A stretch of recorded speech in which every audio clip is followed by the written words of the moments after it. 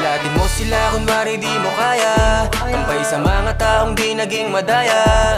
Gaganap tayo hanggang maging bida sa istorya, basta tunay lang ang dapat ipakita. Relax ka lang, makukuha yan kahit na dahan-dahan.